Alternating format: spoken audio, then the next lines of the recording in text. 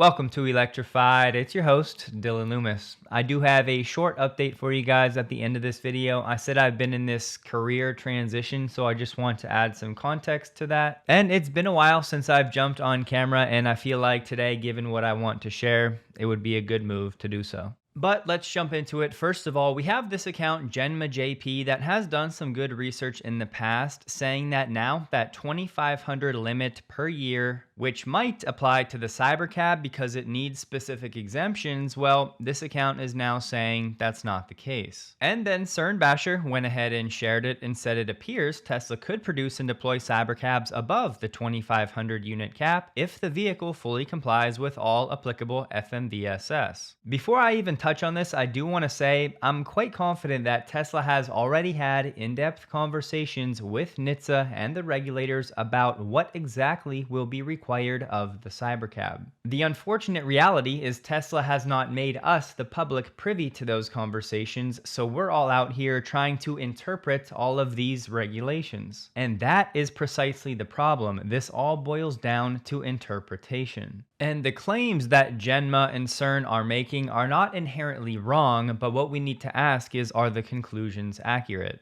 And just to be clear, none of what Genma is saying here is new. There's been no new legislation or anything like that. He's just interpreting something that happened back in 2022. And don't forget, last year NHTSA did update this exemption process. You may remember us talking about those Part 555 reviews. However, those do not change that cap, the 2,500 units per year, but those Part 555 reviews were a way to facilitate some of these approvals for vehicles that were not compliant. And at the end of the day, the question boils down to, is the Cybercab compliant or not? And adding to the confusion, the FMVSS were written assuming we would have human drivers and manual controls. So right now, for vehicles without those, until these regulations are updated and clarified, there is still some level of ambiguity. But again, the claim that Genma and CERN are making that if these certain controls don't exist, aka steering wheels and pedals, then certain FMVSS regulations don't actually apply.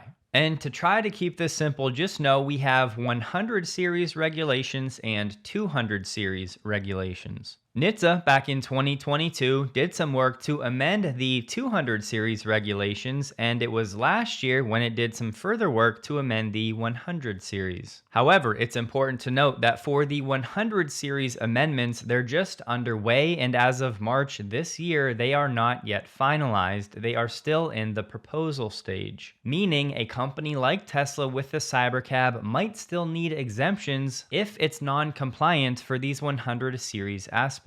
So again, NHTSA is in the process of updating these 100 and 200 series regulations to add clarification for how autonomous vehicles without manual controls will be handled. Some have been updated, some are in the process, and some haven't been touched at all. Further, Genma and CERN are correct that final ruling in 2022 did amend some 200 series regulations to account for ADS vehicles without these manual controls, adding the clarification required, and it does explicitly say that vehicles designed only for ADS may lack those manual controls and the standards tied to them, for example FMVSS 203 and 204, don't actually apply if those controls are absent. So in short, those standards no longer apply if the controls don't exist. So yes, those exemptions are only for non-compliant vehicles, and there is a path where the Cybercab could qualify and avoid that exemption process, meaning it could avoid that 2,500 annual unit cap. But my point here is we cannot forget about these 100 series regulations that, again, as of now, have not yet been officially amended to add that clarification for vehicles without these manual controls. And earlier this year, NHTSA put out a request for comment titled Vestigial Vehicle Safety Regulations, as the agency was looking for input on these outdated FMVSS that are hindering innovation. But again, as of now, that was a pretty early step, and we have not had any official regulatory changes on that front. So unfortunately, there will remain confusion on this topic because ultimately we just don't know if the Cybercab is going to meet all of these different criteria. We don't have the specifics about the crash worthiness and all of these specific production and design choices that Tesla's going with, and further how all of those choices will ultimately be interpreted by an organization like NHTSA. And don't forget, we have regulations moving through the system right now, like the Self-Drive Act, that has wording that could raise that cap from 2,500 to 90,000. But it's true, the research that Genma did does prove that there could be a world where the Cybercab will not be subject to that 2,500 unit cap. My main argument here is just that I don't think we have enough information to know for sure or dogmatically whether the Cybercab will need those exemptions and thus hit that 2,500 unit cap or not. And the US code 30113 is still active, and there's nothing NHTSA can do to get around that. And right here in subsection D, it says a manufacturer is eligible for an exemption only if the Secretary determines the exemption is for not more than 2,500 vehicles to be sold in the US in any 12-month period. And for now, even if it's only for some of those 100 series regulations, that cap would still apply for temporary exemptions for innovative features, which right now are for ADS-equipped vehicles. Again, without manual controls. And now you may see people out there arguing that, well, if Tesla just puts these Cybercabs on its internal fleet and doesn't sell them to customers, then they can make as many as they want. However, I do not think that's accurate because of this. 301.112A1 says that no person may manufacture for sale, sell, offer for sale, or introduce or deliver for introduction in interstate commerce any motor vehicle that does not comply with applicable FMVSS. Meaning Tesla putting a non-compliant Cybercab onto public roads, even if it was on its own network, in my opinion would still constitute for an introduction into interstate commerce, which I think would still trigger the need for an exemption and thus bring in the 2,500 unit cap. And that newer Part 555 exemption process for ADS vehicles, which is really the only path to get to commercial robotaxi at scale right now. Based on what I'm reading, NHTSA is interpreting these rules as applying those limitations to manufacturer-owned fleets and or selling to third parties. And I think one of the best arguments for this is Neuro, in that they explicitly said their vehicles would not be sold and would only be operated by Neuro itself. But ultimately, NHTSA still had to grant a Part 555 exemption, and that did apply that statutory 2,500 vehicle limit. So to wrap this up, I do not believe there's any loophole for Tesla's own robotaxi fleet, meaning that's a way to avoid the 2,500 limit. As far as I can tell, the only way for Tesla to avoid that cap would be to make sure the Cybercab is fully compliant with both the 100 and 200 series regulations, and as far as I can tell, the 100 series regulations have not yet been given that clarity needed to define how a vehicle like the Cybercab is going to be treated and ultimately what will be required. And again, even if we did have that clarification on what the rules were, we don't have the insight into what Tesla is doing with Cybercab production. So ultimately, it's the regulatory bodies like NHTSA that will decide if Tesla and what they've done from a manufacturing standpoint will actually meet these new series regulations. And unless your favorite Tesla content creator has some inside information, I think making dogmatic claims about how exactly all this will play out is stepping out of bounds. And many of you know I prefer to take the cautious approach, so really to date I've just been operating under the assumption that the Cybercab will be subject to that 2,500 cap.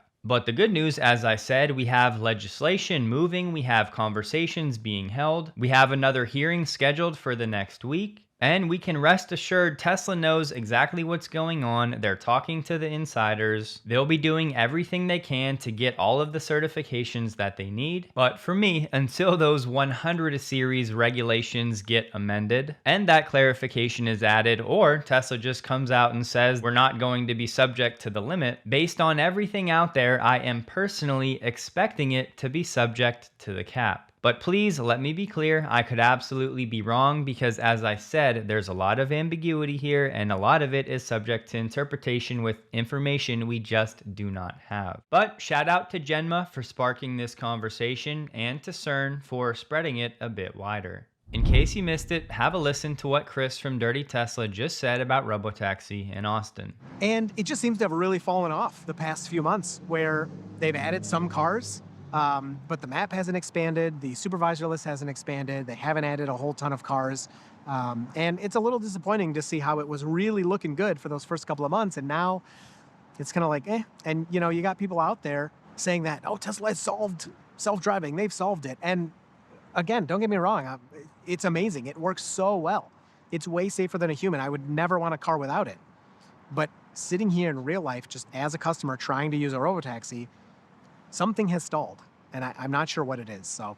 And the new Robotaxi Tracker account, the one that Ethan has handed everything off to, at least while he goes to work at Tesla for the summer, said only one Tesla Robotaxi has been logged serving unsupervised rides in Austin in the past 2 weeks. Additionally, rides continue to be limited to an area similar to the original 19 square mile geofence, and they only operate on limited days and times. And further, data from the Robotaxi Tracker has identified 8 unsupervised Tesla Robotaxis, but only one has been spotted over the past week. The rest were last seen roughly 3 weeks ago. And Elon did say at the end of January, you'll see the amount of autonomy increase dramatically, I think every month essentially. But unfortunately for the month of February, we have not seen anything like that. And one more time, because I still see prominent Tesla accounts perpetuating false information, they're sharing these numbers: 347 in the Bay Area, 89 in Austin, to say, hey look, the fleet is growing, things are great. But no, that's actually not accurate. You need to look at the active number of vehicles in the fleet if you're going to be using this data at all. And you guys know I don't have as much confidence in these numbers as a lot of other people, but I bring it up because it's really all we have to go from. But my point, of that 89 number that people are touting, 44 of those have been inactive for the past 30 days. And I've already said my piece about why I think Tesla is stalled out when it comes to robotaxi deployment. If you missed the video, the short of it is they're waiting for 14.3, they're waiting for that reasoning to be added, and they might be waiting for that 10 times bigger parameter model that we don't yet have. So it's true, the unsupervised situation in Austin seems to be going backward instead of forwards right now. That's not official data, it's just the best we have. And I'm only bringing this up again because I know there are people out there, probably more now than ever, that are starting to develop real doubts about Tesla's ability to achieve unsupervised. And I've said in the past, I have my own frustrations about the timing and the expectations that have been set by Elon and Tesla. But I just want to be clear, personally, I do not have any of those doubts that Tesla is going to figure this out and they will be the first to actual scale. But at least for now, it looks like it's going to be on a different timeline than many of us were expecting and or hoping for.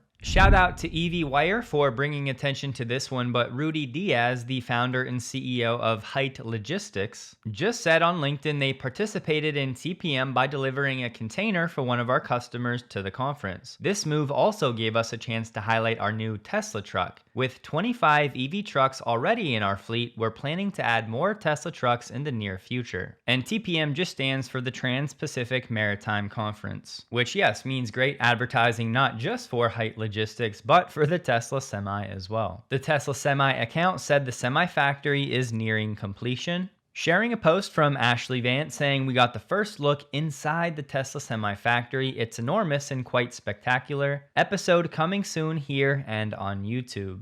As of the time of recording, that video has not yet been posted, but I'll have a link below to the accounts where it will be uploaded. Lead the Charge put out its 2026 report on automotive supply chains, which focuses on global automakers and those that are building equitable, sustainable, and fossil fuel-free EV supply chains. This analysis uses almost 90 different indicators, but the two main pillars are fossil fuel and environmentally sustainable, and the second pillar has to do with human rights and responsible sourcing. And this should come as no surprise at all, but Tesla was the #1 automaker with a total score of 49%. Ford came in second at 45%, and Volvo in third at 44%. And Tesla has widened its lead over Ford by 1 point this year. One of the primary reasons I'm sharing this is because I still see people bringing up cobalt and human rights issues, and it's certainly something to be aware of. However, Tesla is far and away the best company at avoiding playing a role in those problems. And this report confirms exactly that. Tesla is by far the most transparent human rights, risk mapping, and direct mineral sourcing company. Tesla was the first company to disclose its specific remedy examples for certain worker violations. And as we've seen in Tesla's environmental reports, they do incredible due diligence with super detailed risks and measures, specifically when it comes to sourcing things like nickel, lithium, and cobalt. As always, I think it's worth pointing out where Tesla is being dinged. In this case, the report said Tesla lags its peers when it comes to steel decarbonization. And Tesla also lost points because it doesn't have a collective bargaining agreement with its own workers. But we've been over the very good reasons for that in the past. So to lose points for something like that, in my opinion, would actually cast some doubt on the credibility of reports like this in the first place. But if you're interested, I'll have the link below. Speaking of unions, Andre Tierig from Giga Berlin said IG Metall did not succeed in Giga Berlin's Works Council election. The union share was reduced from nearly 40% in 2024 to 31% this year. This is a clear message by the Giga Berlin team towards an independent co-determination. The list called Giga United, led by the current chairwoman Michaela Schmitz, received the most votes with more than 40%. Good news for Giga Berlin. So Giga Berlin has continued to successfully push back IG Metall and that metalworkers union, working to make Tesla sign a collective bargaining agreement, which, as we've covered in the past, would very likely slow things down even further at Giga Berlin. And it would likely also lead to things like more bureaucracy, higher costs, and potential strikes. And further, IG Metall will now have even less influence than they had in the past. In 2024, they had 16 seats, now they'll be down to 13. So the employees have spoken. Those at Giga Berlin prefer this flexible Works Council model instead of traditional union control. And maybe most importantly for us, Elon said in the past that union influence could actually halt expansion at Giga Berlin. So from here, this new 37-member Works Council will start voting and elect its new leadership. And of those 37 seats, if you will, 24 of them remain independent, with only those 13 being pro-union, meaning the latter obviously has a minority influence. And barring any special election, this will be the setup for the next 4 years until the next vote would happen in 2030. Elon reposted this photo and a post from Luca Greco on the Cybercab and the castings, which is the new, simplest vehicle structure Tesla has ever designed. 2 gigacast, stamped panels, and minimal joining. The rear underbody casting has no integrated wheel arches, flat lateral walls only. So Tesla has simplified the casting design even further. And importantly, as Luca said in the post that Elon shared, a Robotaxi has no steering column, no driver controls. That freedom allowed Tesla to start designing the casting from zero, introducing new solutions, some of which are counterintuitive to the progress of gigacasting. Naturally, I had the question, well, why would Tesla have the wheel arches in the front casting but not in the rear? Luca also happened to write an article on the topic, and he said the shock towers are a critical component of the front casting design. Not integrating those wheel arches into the main casting compared to the rear one would require adding way too many parts in subsequent manufacturing steps, undermining the efficiency of using a gigacasting for the front. That said, the large wheel arches in the front casting do pose challenges, as evidenced by the extensive rib structures used to enhance the structural integrity of these large flat areas. Again, more innovation from Tesla. They're basically saying that, well, we need the front wheel arches because we need the strength and stability, but in the rear, we really don't need that, so let's get rid of them and keep things as simple as possible and make it as light as possible. Which ties back to the point we've made now for years that not all gigacasting is the same. So you may hear other companies now doing gigacasting, but that does not mean they have the same level of efficiency and innovation that Tesla has. And it's all of these innovations over years that have been tried and tested and stacked on top of each other. That's why Tesla will be able to offer the lowest cost per mile by far. And arguably even more important, continue to have the safest vehicles on the road.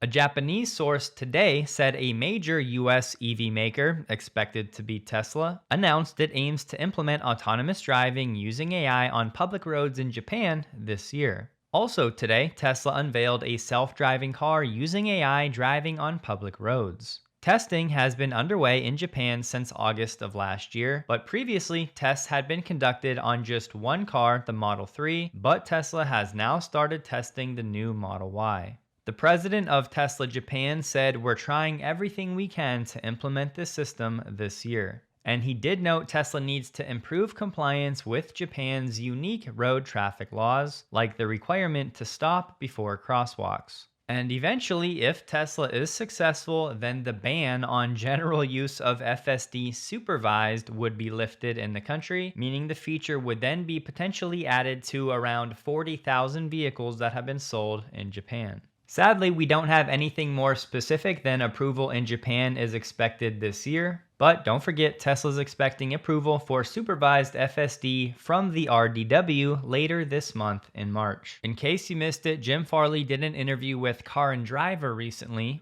And speaking of the F-150 Lightning, said, "I totally would have done it differently. I mean, look, we didn't know what we didn't know." Farley said, "I guess it didn't take us long to learn our internal combustion engine prejudice was so high we had not designed the electric cars right. We had the Mach-E and the E-Transit, we had a Lightning, and people loved the products. The problem was they were never going to pay the cost we put into the vehicle." Farley said when Ford ripped apart a Tesla after hiring Doug Field from Tesla, Farley was absolutely flabbergasted. It turned out the wiring harness alone was 70 pounds heavier than that of the Mach-E and roughly 1 mile longer than Tesla's. He said, "We did not know what was going on in Tesla engineers' minds, but now we understand. They had no prejudice, we had prejudice. We'd gone to our supply chain person and said, buy another wiring harness. Tesla said, let's design the vehicle for the lowest, smallest battery. Totally different approach." Car and Driver said separately, "I recently spoke with a source who works at another major automaker who talked about the exact same scrutiny when tearing apart a Tesla. The source said Tesla engineers scrutinized over every penny-pinching detail, leading to decisions at the automaker as intricate as how far apart to place harness clips on the vehicle body in order to save fractions of a cent per vehicle. That sort of mindset is exactly what Farley is referencing."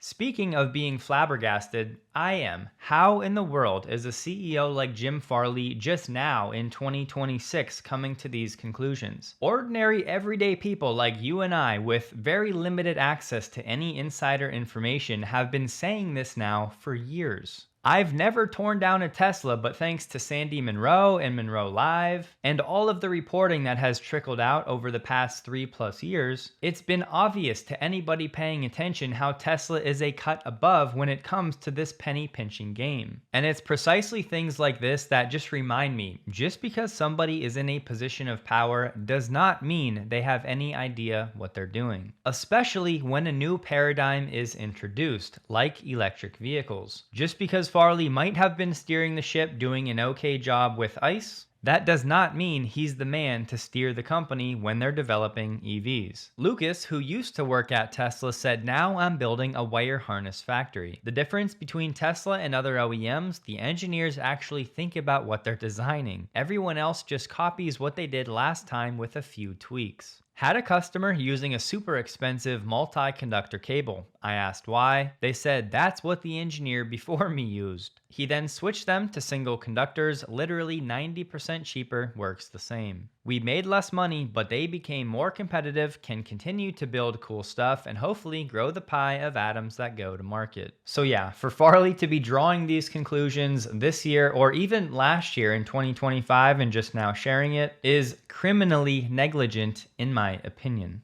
You may have heard that Toyota and Stellantis are no longer a part of that CO2 sharing pool across Europe. The word is Toyota will meet its CO2 emissions reduction quota on its own, and Stellantis will benefit from its subsidiary Leapmotor entering the EU market. I just wanted to highlight both companies still have until December to finalize their pooling plans. So all of this could change if they're unable to meet their CO2 quotas. As we've been covering for the past year plus, the current administration in the US has been working to make these regulatory credits that Tesla earns in the US obsolete. And the EU has simultaneously been relaxing its own emission standards. To date, we have not seen any dip in Tesla's regulatory credit revenue, but it will be something to watch throughout this year. So now Tesla's pool in the EU is down to Tesla, Ford, Honda, Mazda, and Suzuki. In a new software update rolling out now to Cybertruck owners, the word is that active noise cancellation is now officially live.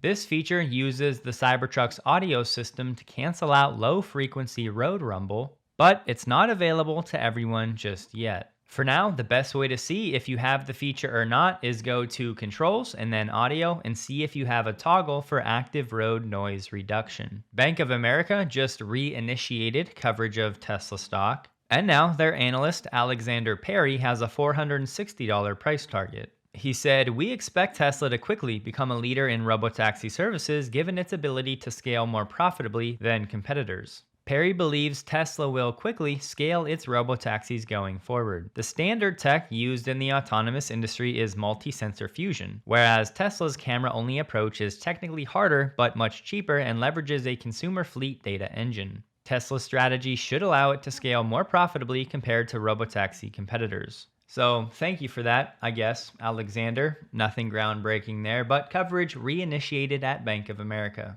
Elon said Tesla will be one of the companies to make AGI and probably the first to make it in humanoid atom-shaping form, which is clearly a nod to Optimus. And replying to Holmars, who said, "You don't write your own code, but you still drive your own car," Elon said change is coming at very large scale. Just real quick, as promised, I wanted to update you guys on what's been going on. Sadly, I can't get into specifics just yet. I will when I can. But for now, I just want everybody to know, as of about 3 or 4 weeks ago, I started going through one of the biggest career shakeups that I've ever gone through, and this one was 100% unexpected. And it has turned into a season where Ashley and I have had to get together and really think and pray on what we want to do and how we want to proceed from here. And as I'm sure a lot of you know, in seasons like this, naturally you start to think about your priorities and what's most important to you. And so in a way, I'm absolutely grateful for that because it's allowed me to think more from a first principles standpoint and to ultimately try to make the best of the situation. And I will say the last few weeks, the news in Tesla world has been very thin relative to what it's been in the past. So from that standpoint, things have worked out. And going forward, my plans are not going to change. I plan to upload if and when there's enough to talk about and dive into, as I cannot bring myself to just post for the sake of posting and for my bank account. But I do plan to bring interviews back to Electrified after a long hiatus. So if you have anyone in particular you'd like to see me try to bring on the channel, put their names in the comments below, and in the weeks and months ahead, I'll be working on that list. And I do have some other things that are tangentially related to Tesla that I'm incredibly captivated by right now, and I have some pretty exciting plans for things in the works. But because I'm still in this season of transition where things are up in the air and we're figuring everything out, I'm not yet ready to share specifics, but that time will come hopefully soon. All this to say, number one, I wanted to thank you all for your patience and understanding over these past few weeks. I really hope the quality of my content over that time has not deteriorated in any meaningful way. And I'm certainly not one to make excuses, but I just wanted to let you guys know on a personal level, we have a lot going on. I have felt quite distracted. And I've been pulled in a lot of different directions, which has taken some of my focus away from Electrified. But the silver lining, going forward, probably over the next few weeks, my time should continue to free up. giving me more energy and attention to pour into Electrified. So thank you for all of the support and understanding, and if you have any feedback for the channel, things you like, things you don't like, as always, I will try to read through all of the comments on this video as I kind of adjust and look to shake things up a little bit going forward. And don't worry when I say shake things up, I'm not really fundamentally changing anything with Electrified. Ultimately, I just want to make it better, add more to the mix of what I'm doing here, but at the end of the day, the mission is unchanged. I just want to be as valuable as possible. So you guys let me know, what would that look like for you? And again, when I'm able to share more of the specifics of exactly what happened, I will absolutely do that. Tesla stock closed the day at $405.55, down 0.1%, while the NDX was down 0.29%. The volume continues to remain depressed, trading about 18% below the average. Hope you all have a wonderful day, and a huge thank you to all of my Patreon supporters.